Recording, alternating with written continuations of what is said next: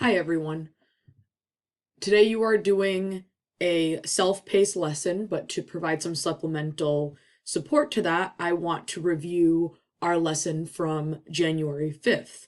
In that lesson, our objective was to be able to use geometric descriptions of rigid motions, aka transformations, to predict the effect of a given rigid motion, aka a transformation, on a figure and determine whether a transformation or a sequence of transformations will result in an image that's congruent to a pre-image. And we did this by looking at and solving a word problem. Now, we combined this objective with learning about the 3 reads problem solving strategy for word problems. So to review those steps, in the 3 read method, we read the problem through 3 times. During the first read, the goal is to determine what is the problem asking you to do. During the second read, the goal is to determine what important information will help you solve the problem. And finally, during the third read, our goal is to determine what is the solution to the problem. So you're taking 3 steps to make sure that you are looking at the problem from the mindset of a problem solver. We are not rushing and we're not over-focused on just getting an answer, especially when it comes to multiple choice word problems, which sometimes give us a temptation to just randomly select an answer and not actually follow through with making sure that we are doing everything the way it's supposed to be done. And so what this does, it helps us break things down, especially helps us break the language down. So I'm going to review the problem from January 5th so that to give you a refresher on what it is that you'll be doing for the rest of this lesson. So we're going to do our 3 reads and look at this word problem with its selections. And remember, our first read, this is our first read, so the goal of the first read is to determine what is this problem asking you to do. So let's read the problem. Triangle ABC undergoes a series of transformations to make triangle A prime, B prime, C prime. Which statements are true? Select all that apply. A rotation of triangle ABC by 60 degrees, followed by a reflection over the line x equals 3, will result in triangle ABC being congruent to triangle A prime, B prime, C prime. B, a reflection of triangle ABC over the y-axis, followed by a dilation by a scale factor of 2, will result in triangle ABC being congruent to triangle A prime, B prime, C prime. C, a rotation of triangle ABC by 180 degrees, followed by a translation of 3 units horizontally, will result in triangle ABC not being congruent to triangle A prime, B prime, C prime. D, a dilation of triangle ABC by a scale factor of 0.5, followed by a translation of 5 units vertically, will result in triangle ABC not being congruent to triangle A prime, B prime, C prime.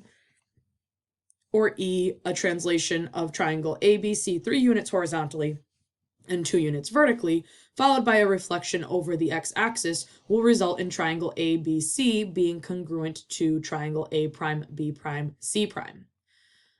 So, it's a long read. That's our first read.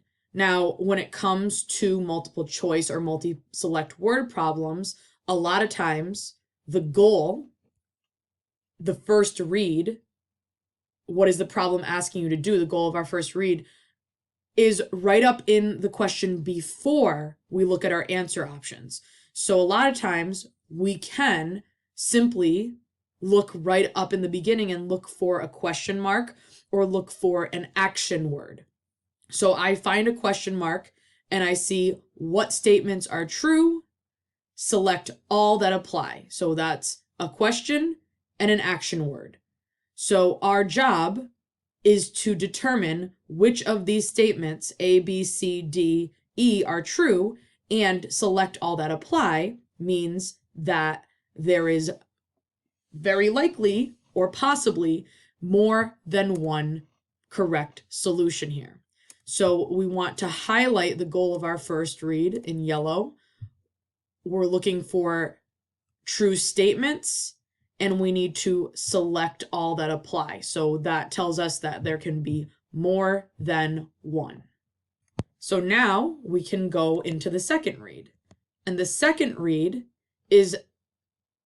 has the goal of determining the important information that will help us solve the problem. And if you think back to the January 5th lesson, we want to minimize this amount of information. We don't need to highlight everything, because highlighting everything does not help us break anything down. The less information we can do this with, the better.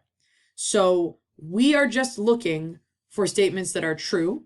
So I'm going through and reading the statement: a rotation of triangle ABC by 60 degrees followed by a reflection over the line x equals 3 will result in triangle ABC being congruent to triangle A prime B prime C prime. So what this is telling me, and the fact that all of these give us that key information of will result, we want to focus on that part. The will result. What does that mean? So that tells us to look at the back end of this question first. So I'm going to stick with my same color codes from the January 5th lesson.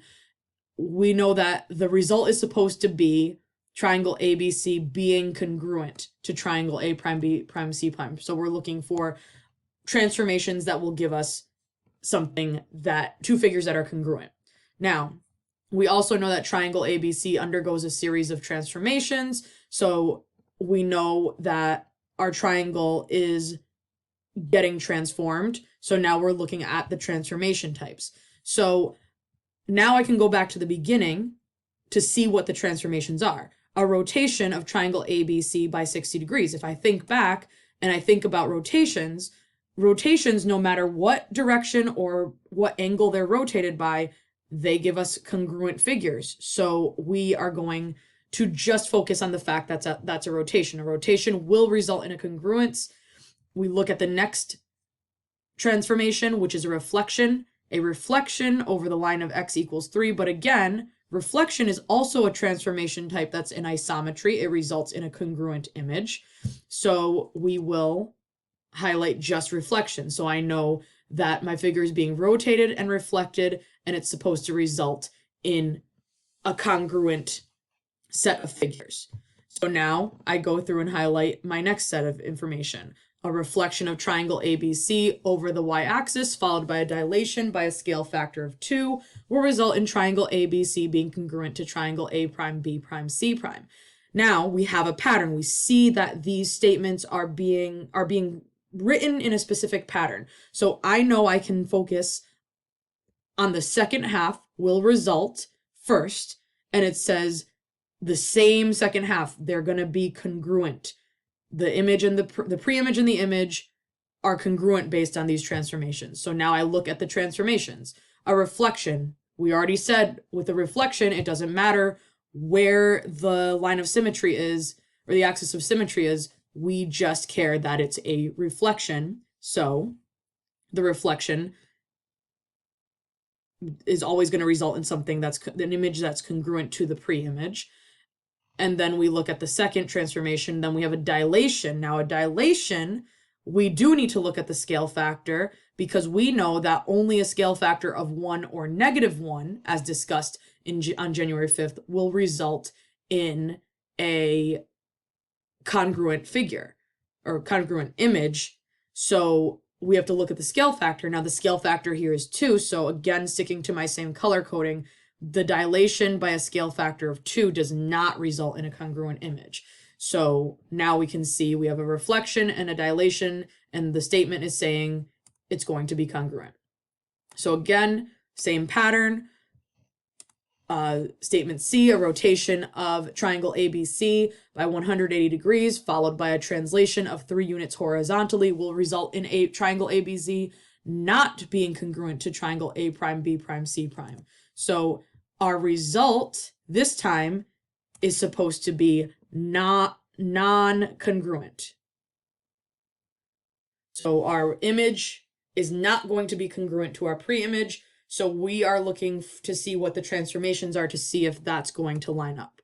So I'm going in and looking at my transformations, a rotation, and once I see rotation, I know that the goal is congruence or non-congruence. We don't care about the details of the rotation.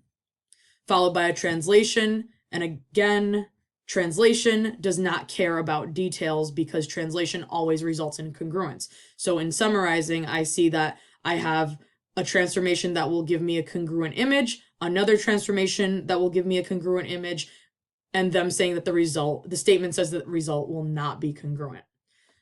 Now for statement D, a dilation of triangle ABC by a scale factor of 0.5 followed by a translation of 5 units vertically will result in triangle ABC not being congruent to triangle A prime, B prime, C prime. Once again, we have non-congruence here as the result. So now we look at our transformations. Dilation, now we know dilation, we need to check the scale factor. If it's 1 or -1, we get a congruent figure. But here our scale factor is 0.5, which is not 1 or -1. So we know that this dilation will not produce a congruent image to the that's an image that is congruent to the pre-image. Then we look at our second transformation, which is a translation. And again, translations are always isometric. So we do not care about what the details of the translation are. We just know non-congruent or not a transformation that is not isometric. Remember, isometric means congruence followed by a translation that is, and the result's supposed to be a non-congruent image. Finally, for statement E, a translation of triangle ABC 3 units horizontally and 2 units vertically followed by a reflection over the y-axis will result in triangle ABC being congruent to triangle A prime, B prime, C prime. So we are back to congruence. We want our results, our image and our pre-image to be congruent. So we go through a translation of triangle ABC. So we know translation, the details do not matter because translations will always produce isometric images, meaning the image and the pre-image will be congruent. And then we have a reflection over the x-axis. Again, we don't care about the details because we know reflections over any axis of symmetry will always produce a congruent image. So now we go to our third read is to find the solution to the problem. So we know our job is to select all that apply for which statements are true. So we will read through and based on information, we're going to find out if it's true. So we know something happens, another thing happens, and the result should be another thing. So a rotation and a reflection should result in congruent figures. We know that rotations and reflections are congruent, therefore, the result will be congruent. That is true. So A is an answer. In B, we have a reflection and a dilation by a scale factor of 2 that is supposed to result in something in a congruent set of figures. We know reflection works out to make the figures congruent, but dilation by a scale factor of 2, our image and pre-image will not be congruent. So these actions cannot produce this result. Therefore, this is false and B is not an answer. We can cross it out. Statement C, a rotation followed by a translation will result in non-congruent figures. We know rotation always produces congruent images. We know translation always produces congruent images. So there's no way that two isometric transformations that produce a congruent image will end up giving us something that's not congruent to the original. So also off the table. In D, a dilation by a scale factor that is not 1 or -1 will not result in congruence, even though translation does. So this is a true statement that the result will not be congruent. And in E, a translation gives us a congruent image, a reflection gives us a congruent image. So it will result in a congruent image. So that is a true statement. And so now we have our answers to our problem, A, D, and E.